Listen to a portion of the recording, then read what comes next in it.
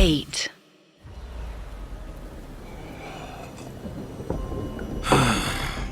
लगता नहीं है ये बारिश आज रुकेगी। चलो अच्छा ही है, बातें लंबी चलेंगी। प्रोफेसर, आप अगर बुरा ना माने तो मैं एक बात पूछूं? हाँ हाँ जरूर। वैसे भी तुम यहाँ पूछताछ ही करने तो आए हो। ये भूत प्रेत अंधविश्वास इन सब चीजों में आप कब से मानने लगे? पता नहीं क्यों, पर लोगों को ऐसा लगता है कि पैरानॉर्मल साइंटिस्ट अंधविश्वास में भरोसा रखते हैं, जबकि हमारा काम तो ठीक इसके उलट है। हम सुपरनैचुरल्स में बिलीव करते हैं, सुपरस्टिशंस में नहीं। हम लोगों को बताते हैं कि हर उल्टी सीधी चीज के पीछे कोई सुपरनैचुरल फोर्स नहीं होती, most of the times. Strange. Naresh, उसमें स्ट्रेंज कुछ नहीं है। यह आजकल के लोगों का दिमाग मूवीज देख देख कर खराब हो गया है। तो फिर अगर मूवीज में पूरा सच नहीं दिखाते तो असलियत क्या है? I mean, ये चीजें रियल लाइफ में कैसी दिखती हैं? वो सब तो सामने वाले पे डिपेंड करता है।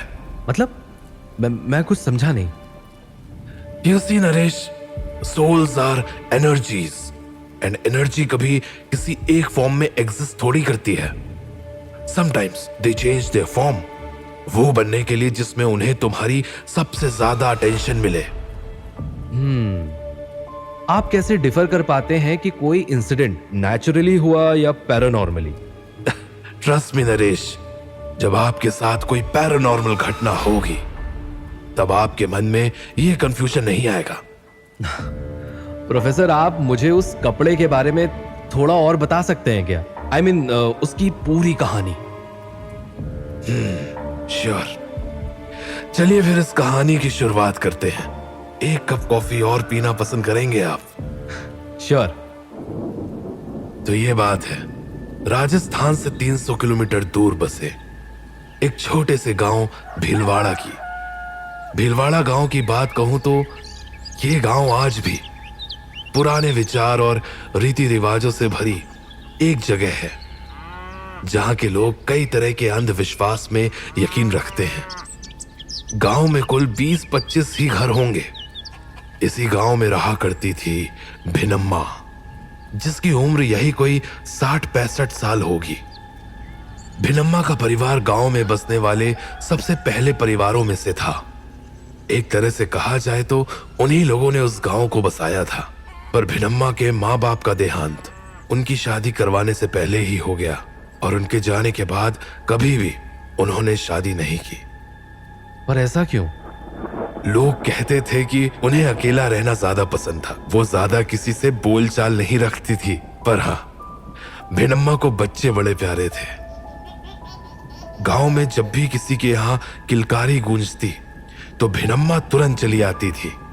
वो अक्सर घर जा जाकर बच्चों की मालिश किया करती थी और गांव के लोगों को इससे एतराज भी नहीं था, क्योंकि उनकी देख रेख में बच्चे अक्सर बड़े खुश रहते थे। सब ठीक चल रहा था। पर एक दिन क्या हुआ? एक दिन भिनम्मा गांव के मुखिया के घर पर गई थी।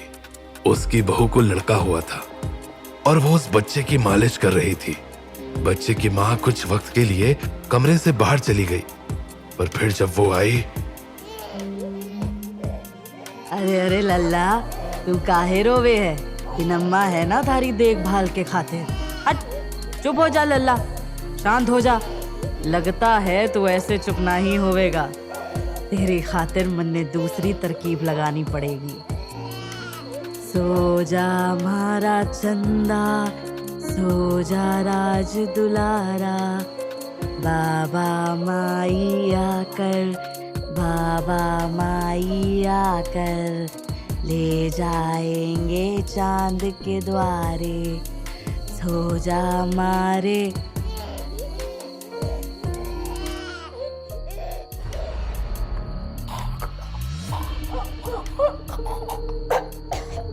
अब निकाल आवाज, निकाल आवाज। छोटे से मुंह से इतना चीख रहा है, क्या समझ रखा है तूने मन ने? इतना रोएगा तो जान निकल जाएगी। लेकिन अभी तुझे नहीं मरना है, अभी तो तुझे जिंदा रहना है। जब समय आएगा तब मरना, अभी नहीं। तब तो मेरे काम आ सकेगा ये छोटे छोटे हाथ पैर। क्या खुशबू है।